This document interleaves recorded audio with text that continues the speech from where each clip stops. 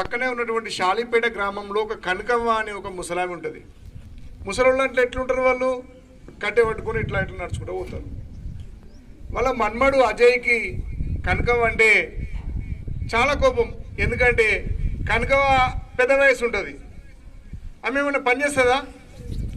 ఆమె ఒకటే పని చేస్తుంది, ఏం లేదు. ప్రొద్దున లేవగానే బుగ్గడం తింటుంది, పక్కింటికి పోతుంది, వాళ్ళ ఇంటికి పోతుంది.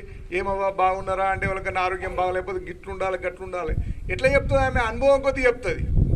ఆమె 80 ఏళ్ళు ఉంది అంటే 80 ఏళ్లలో ఏ సమస్యలు ఎట్లుంటాయి అనేది ఎవరికైనా దెబ్బ తగిలినా ఆపదైనా ఏదైనా కానీ గిట్ల కాదు బిడ్డ గట్లా సంపాదించుకుంటూ ముచ్చట పెడుతుంది. ఈ మన్మడు ఎటు పోయినా కానీ ఏ గలిలో చూసినా కానీ కనుకోనే కనిపిస్తుంది.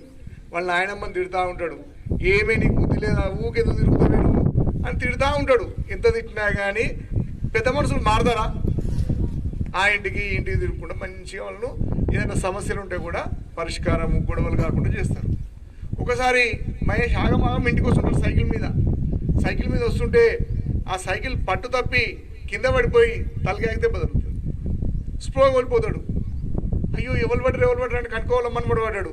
కనుక్కోక చెప్పరిగా కనుక్కో మళ్ళా ఆగమాగం చేస్తుందని తీసుకుపోతారు. హాస్పిటల్ తీసుకుపోయి మంచిగా వైద్యం చేపిస్తారు. అవసరమైతే వాళ్ళ యొక్క రక్తం ఇస్తారు, కొన్ని డబ్బులు కూడా ఇస్తారు వాళ్ళ తల్లిదండ్రులకు.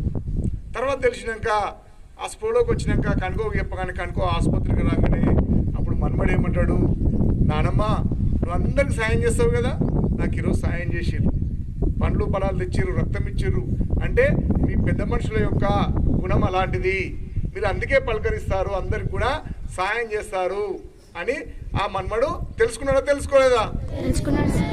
మరి మనం ఇంటికి వెనక మన నాయనమ్మలు కూడా అది ఇది మా అందరినీ మందలిస్తుంటే మనం ఏమని అంటాం ఐకాంచలి, ఏం పనిలేదు ముసల్దానా అని అంటాం ఐకాంచలి అనద్దు. ఎందుకు అని అంటే వాళ్ళ యొక్క సమయాన్ని కూడా కష్టపడేంతసేపు వాళ్ళు కష్టపడతారు.